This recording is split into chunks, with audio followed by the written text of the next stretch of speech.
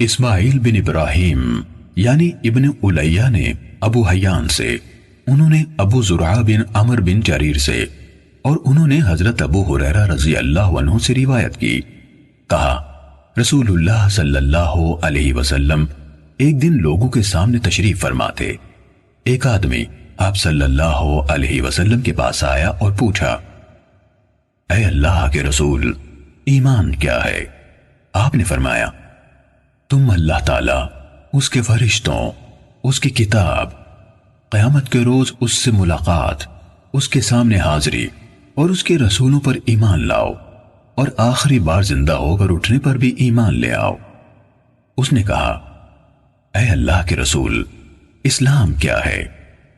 آپ نے فرمایا، اسلام یہ ہے کہ اللہ تعالیٰ کی عبادت کرو، اس کے ساتھ کسی چیز کو شریک نہ ٹھہراؤ، لکھی یعنی فرض کی گئی نمازوں کی پابندی کرو، فرض کی گئی زکوٰۃ ادا کرو، اور رمضان کے روزے رکھو۔ اس نے کہا، اے اللہ کے رسول، احسان کیا ہے؟ آپ صلی اللہ علیہ وسلم نے فرمایا، اللہ تعالیٰ کی عبادت اس طرح کرو گویا تم اسے دیکھ رہے ہو، اور اگر تم اسے نہیں دیکھ رہے ہو تو وہ یقیناً تمہیں دیکھ رہا ہے۔ اس نے کہا، اے اللہ کے رسول، قیامت کب قائم ہوگی؟ آپ صلی اللہ علیہ وسلم نے فرمایا، جس سے سوال کیا گیا ہے وہ اس کے بارے میں پوچھنے والے سے زیادہ آگاہ نہیں، لیکن میں تمہیں قیامت کی نشانیاں بتا دیتا ہوں۔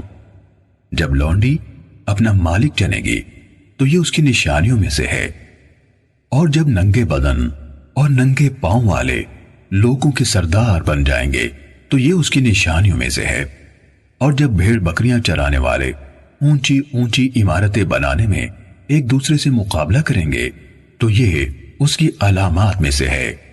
قیامت کے وقت کا علم ان 5 چیزوں میں سے ہے جنہیں اللہ تعالیٰ کے سوا کوئی نہیں جانتا ہے۔ پھر آپ صلی اللہ علیہ وسلم نے یہ آیت پڑھی، بے شک اللہ تعالیٰ ہی کے پاس قیامت کا علم ہے، وہی بارش برساتا ہے، اور وہی جانتا ہے کہ ارحام یعنی ماؤں کے پیٹوں میں کیا ہے۔ کوئی زیرو نہیں جانتا کہ وہ کل کیا کرے گا، نہ کسی متنفس کو یہ معلوم ہے کہ وہ زمین کے کس حصے میں فوت ہوگا۔ بلا شبہ اللہ تعالیٰ علم والا خبردار ہے۔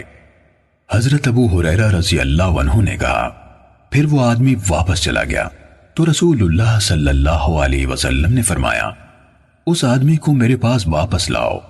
صحابہ کرام رضی اللہ عنہم اسے واپس لانے کے لیے بھاگ دوڑ کرنے لگے تو انہیں کچھ نظر نہ آیا۔